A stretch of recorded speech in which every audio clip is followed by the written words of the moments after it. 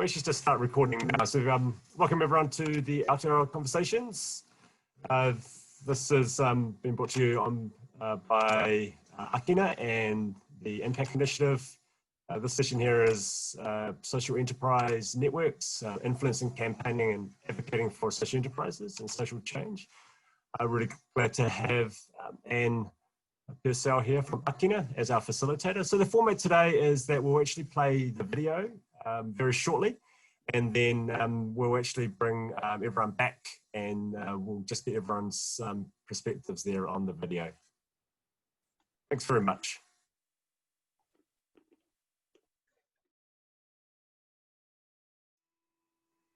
Welcome back, everyone.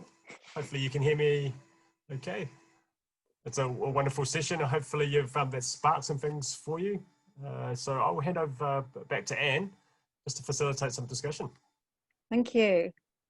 Wow, like so many ideas, so many aspects covered in that session. I'm gonna I've written quite a few notes along the way, but I'm going to start with one because I really want to hear your voices and coming through with the ideas that are bubbling for you. So one of the things that particularly from Tammy in the Republic of Ireland when she was talking was how strongly they're thinking about being practitioner led. So that was the theme that came through in different ways through the Kōrero. So that's my kickoff. But I'd love to hear some of you just what's bubbling up to the top as you listened to our panelists.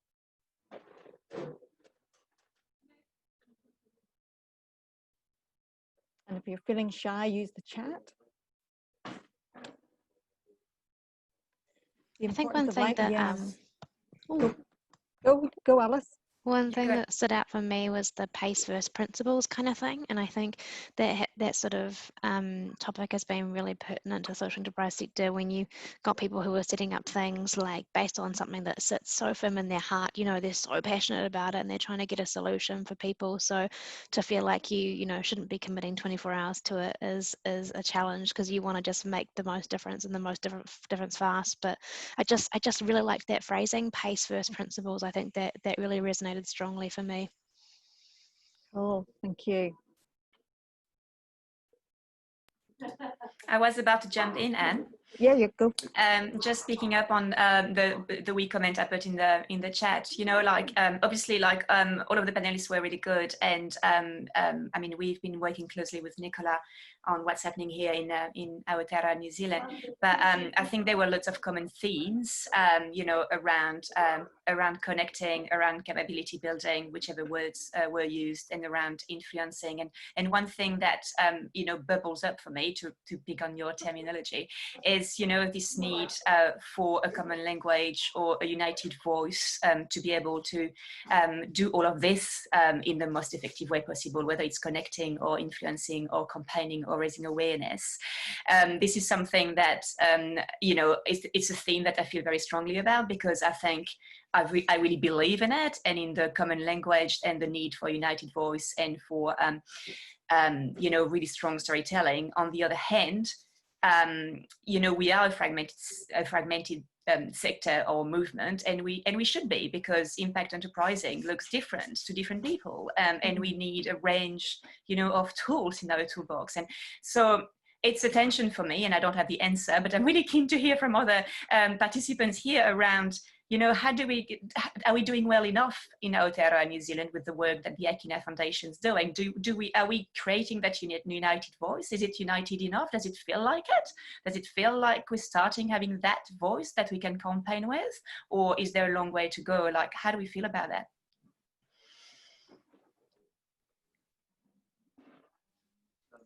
I feel like that's a hard question because the people on the call are the ones who are interacting. So for us, it's yep, you're totally there, you're visible, we know who you are, we know what you do, but when it comes to like devolved procurement models, so procurement models where there's a centralized procurement team, but the business actually are responsible for spending that money and the contracts and all that kind of stuff, the ability for them to see what Ākina does, so that for their business need that they then come to procurement and say I need to procure, they already know what it is. So by the time that we go, what about a social enterprise in the sector? Have you thought about using the Ākina Foundation? Have you thought about, you know, this, that, and the other? They don't go, oh, I don't even know what that is. That sounds really difficult. No, I just want like a supplier that I can rely on, you know, that sort of, that mentality of like, oh, but that sounds risky. I don't really know what that is. I always feel like there's that link missing at the moment. But then we get social enterprises coming straight to procurement teams being like, we can help. And it's like, absolutely, I know you can help. And we're trying to push it. But at the end of the day, if that business requirement hasn't happened from our business owners, then we're always going to have this tension. So the solution is not to get the social enterprises to compete in the same space as giant multinational competitors who've got lots of capital, like square peg round hole there. And I don't also think that the answer necessarily just like subcontracting out different like tiny portions of contracts, social enterprises, that just keeps them in a space of being like the little guy in the room. So, but sometimes that's the really perfect mechanism for some organizations. So I think that's also the complexity. For every organization, it's a bit different. Yeah, there's huge,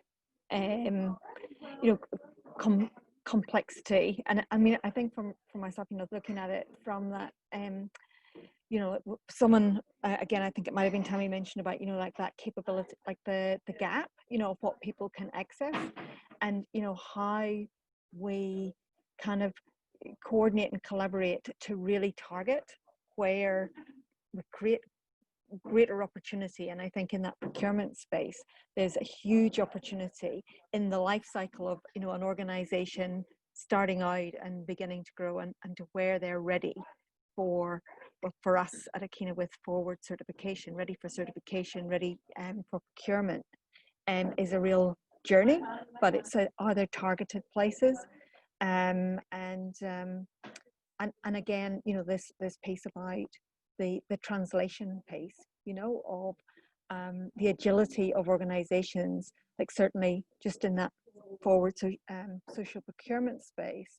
I think people who can be really tuned in to who they're connecting with, to be able to change, it's not about being disingenuous, but actually to change up their message, to really hear what the person they're talking with needs to be introduced to. And so I think that idea of translation is really important as well, because social enterprise is so diverse in its nature. And any other points coming through? I was just going to say, going back to Alice's point, and then from a private sector perspective, like I think procurement need to be the intermediary between the two. Like I think it would be great if the business could come up with these ideas themselves, but I also don't want to, like I've got that connection to the social enterprises, and I don't want to go out and give my stakeholders contact details out to people for them to approach. So it still has to come sort of through me as an intermediary to give them those ideas as well. So I don't know if that's different in public sector maybe, but just being in the competitive environment that we're in, then it might be a bit different. So you're saying, and you're working in that social procurement space, in a procurement role. Yeah. But seeing your role as very much an intermediary into the business side, or like brokering between. Yeah, like Alice is kind of saying, like it would be great if the business knew these things and then could come to us and say that they want to do them. But I also think that in my space, they're not quite doing that yet. And so like for my team, we need to act as intermediaries because we have this connection with Ākina and we have access to the marketplace, so that they can, because we can't just go out and give out contact details. Like I'd love to, but people won't like it. Yeah. So and I guess it is about building up, sharing what's working, and looking for those opportunities to keep building. Any perspectives coming from a different or I've got a comment. Hi, my name is Zechariah. I reside in Porirua. I am Pacific born, raised in Porirua from migrant parents. I think some of the commentary that I've heard today, there is some definitely merit and objective in terms of what's been shared. The reality in terms of my observation is that generally speaking, the Pacific community do not know of Ākina. Now, the reality is some of those ethnic communities do not use those languages such as canvas model, which are very important terms in terms of social enterprise and economic development. But the reality is that many of those indigenous community, specifically Pacific, are social enterprise models. They are very agile, very fluent, and very organic. But there is an ecosystem for some of those willing partners to operate in this New Zealand context. The challenge, and I think has been described in the chat box, is having navigators that can actually go both worlds and then translate it in ways that are through. We hear the word storytelling. I think storytelling is overused. It's actually what I call narrative metaphor, because Fijians are different from Tuvalu, from Tokelau, from Māori. And we can go on about stories, but it's now actually having a deeper insight in terms of those ethnic indigenous community using metaphor that will bring transformation, which is what they are seeking. If you can get to that destination, then you can have what I call movement in a way that is transformative in the space for Pacific group. Now, the closest that some of these Pacific groups in New Zealand are seen as social enterprise are what I see as church communities.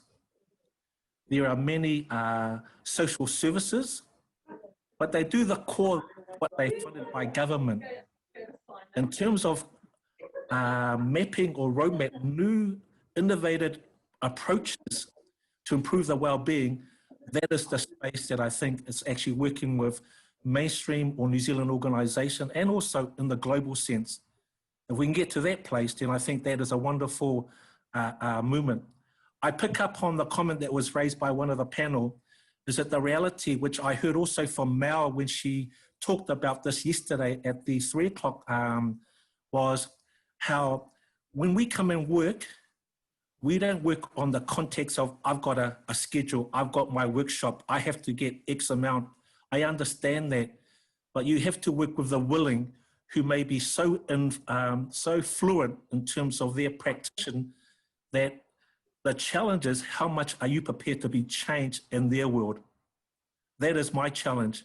Because if you're not prepared to challenge in their shoes, then there will always be us and them. It's just an observation to bring light into this conversation. Thank you very much. Oh, thanks, Zechariah, for just sharing your thoughts. There's real richness there in terms of this discussion, and I think in terms of some of the communities. I'm based in Auckland, and some of the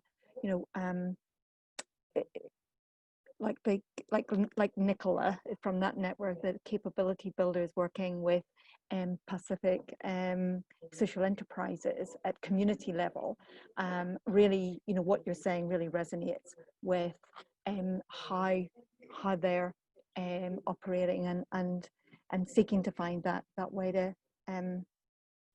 engage in their communities.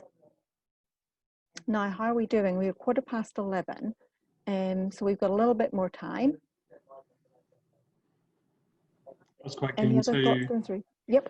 I was quite keen to add something a little bit similar to Zechariah in some ways, but it was I picked up on one of the ways in which you can strengthen networks is by having just a big volume of people at the grassroots. The more people that are providing social enterprise services in whatever community and whatever, just the volume of people will naturally create networks further up the chain. So one of the key drivers for building networks will be just facilitating as many people as possible to get into into micro. I liked the comments around this micro enterprise, supporting micro enterprises. My own personal journey of that was actually in Whanganui. And when I arrived in Whanganui as a 25-year-old with skills but not a job, I indirectly made contact with Business Whanganui, and they said, "Oh, come in after work and use our computers to write some marketing pamphlets or whatever." And they facilitated me into a little business as a 25-year-old, and I've been in business ever since.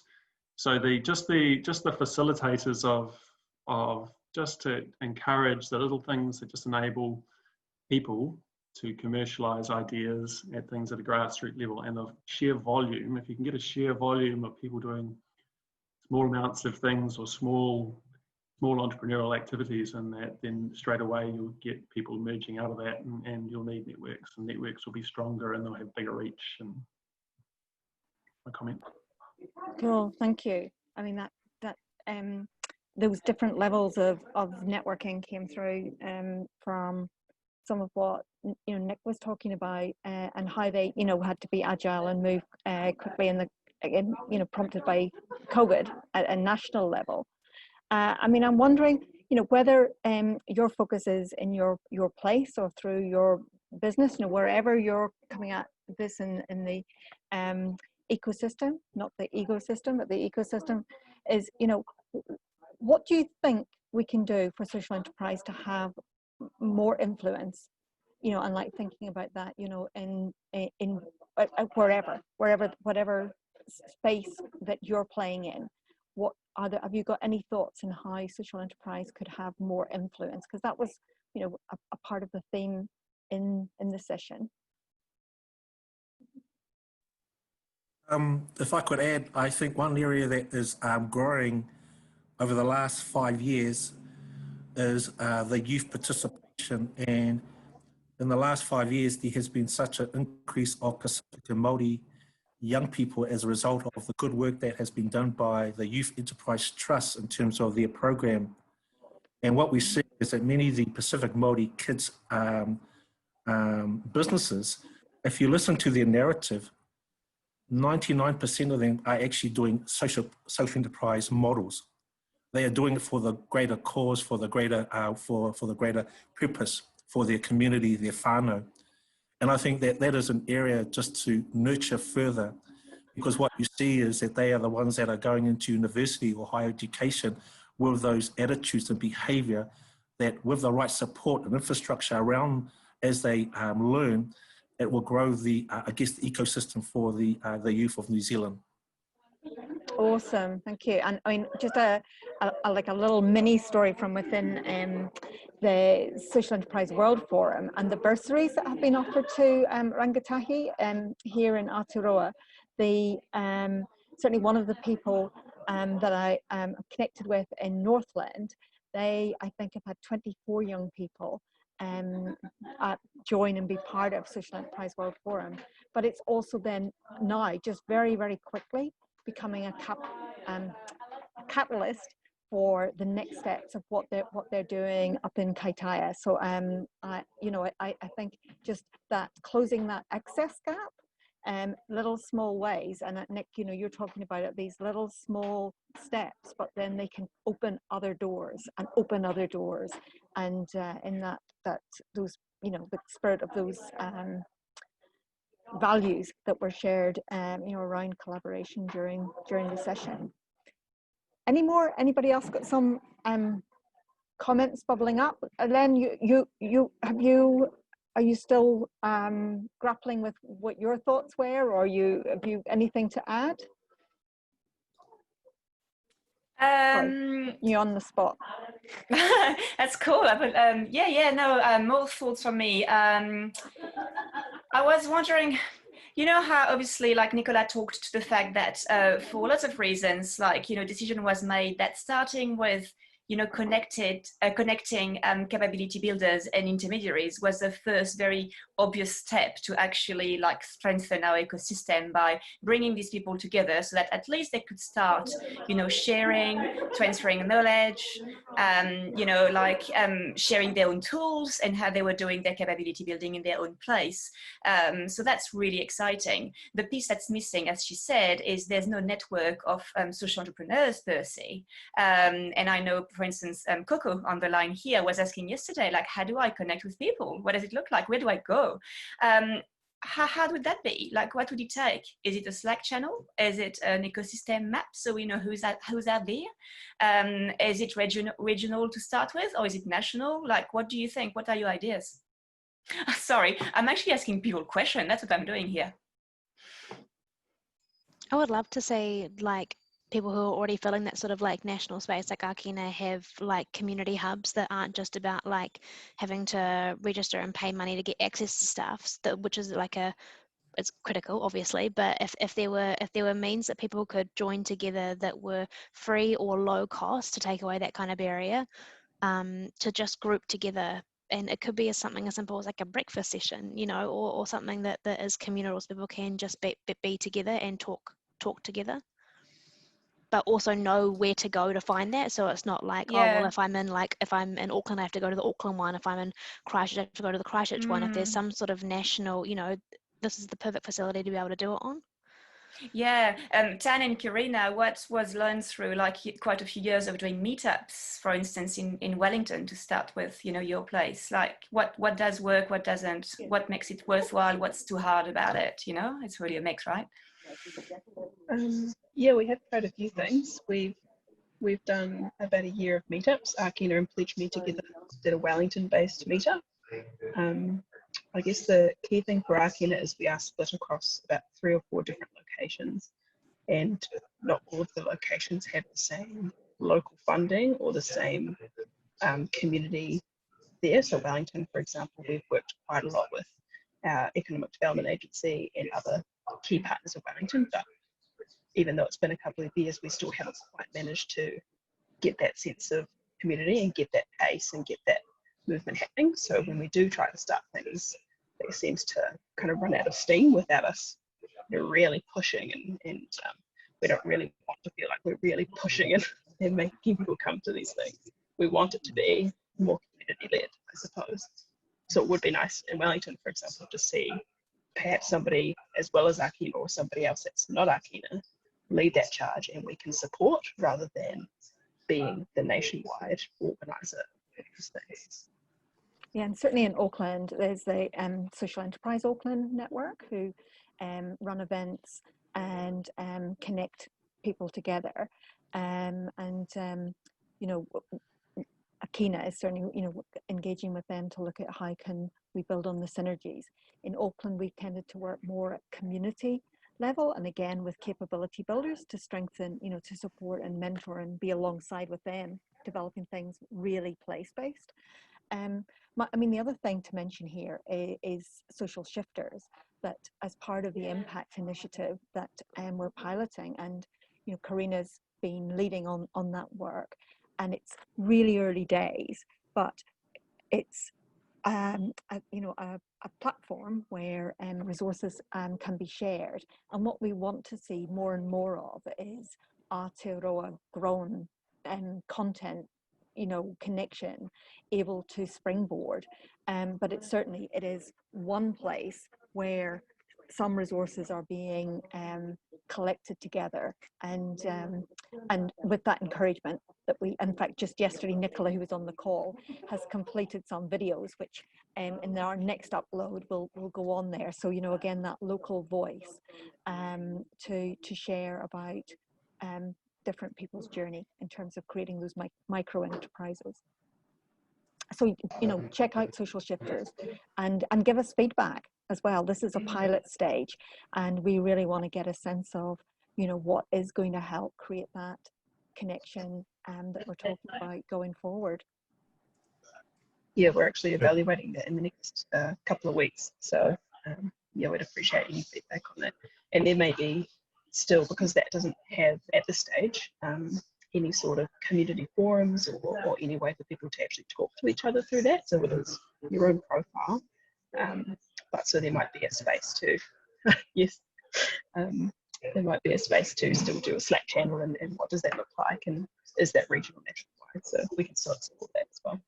I'd say that Ākina's been really helpful for us. You know, we've got enabling us to be able to work on our social enterprise side, and we're kind of engaging more and more as we kind of got the space to be able to do that. So we appreciate the work that's been done, and looking forward to spending more time sort of over the next along developing our services.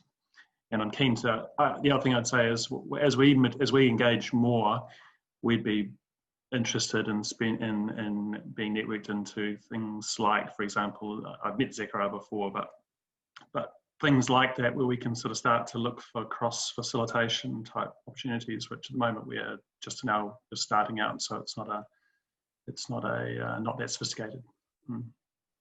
Cool. Yeah, I think one thing that the video highlighted for us is that, at least here in Aotearoa, it seems that an umbrella association, an umbrella organization has not yet formed for social enterprise, for promoting or supporting social entrepreneurship. I mean, Ākina is busy in this space and is recognized nationally, but I think has a different function than to be a national umbrella organization. For example, like the speaker from Ireland, you know, CEO of some kind of national umbrella, because, you know, there's a big role necessary for local expressions and local coalitions in Wanganui, in Wellington, etc., in Auckland. But yet there's not yet has there emerged something that this is for the country that joins, that is a network of networks. That has not yet formed. Yep, that's a good point. I would love to see a legal definition or some kind of legitimized definition. I think that would go such a long way. It's really archaic, but I think it would go such a long way to actually say this is the definition, everyone can use it, and even integrate into NZBN systems and all that kind of jazz.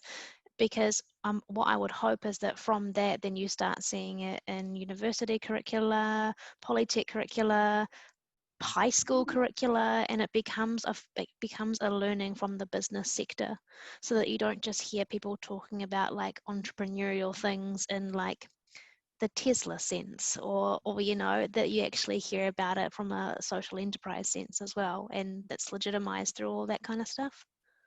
I would second that. And the other dimension of that is that there are multiple terms and definitions not only used in the practitioner space, but in the academic world as well. Even in academic publishing in the field, which is enormous. I mean, every year there are tens of thousands of articles published in academic journals on social entrepreneurship. And the one article that attempted to corral all of the definitions came up with over 400 definitions of what is social entrepreneurship, what is social enterprise, and who are social entrepreneurs.